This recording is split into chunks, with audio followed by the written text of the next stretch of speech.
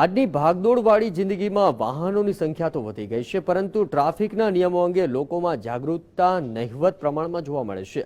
ત્યારે અમદાવાદની LD engineering કોલેજમાં રોડ સેફટી અંગે યોજાયેલા એક કાર્યક્રમમાં અકસ્માતને લગતી કેટલીક ચોંકાવનારી વિગતો જાણવા મળી હતી।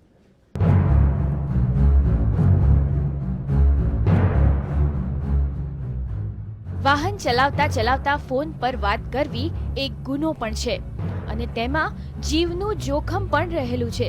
નેશનલ રોડ સેફટી કાઉન્સિલ અને WHO ની decade of action off road safety જણાવે છે કે દર વર્ષે 5 લાખ લોકોને માર્ગ અકસ્માતમાં ઈજા થાય છે, તો વર્ષ 2003 થી 2013 સુધીમાં 1.37 લાખ લોકોના મોત માર્ગ અકસ્માતમાં થયા છે। અકસ્માતોના સેમ્પલ સ્ટડી દરમિયાન સામે આવ્યું છે કે 50% માર્ગ અકસ્માત તો ડ્રાઈવરની સામાન્ય બેદરકારીના કારણે જ થઈ જાય છે। માત્ર 30% અકસ્માતમાં જ ડ્રાઈવર બ્રેકનો ઉપયોગ કરે છે। માત્ર 16% લોકો સીટ બેલ્ટનો ઉપયોગ કરે છે। ઘણા વાહન ચાલકો જરૂરી સાઇન લેંગ્વેજ જાણતા નથી। નશામાં ડ્રાઇવિંગ કરવું જોખમ નોતરે છે। વધુ અકસ્માત ચાલુ વાહને મોબાઈલનો ઉપયોગ કરતા થાય છે।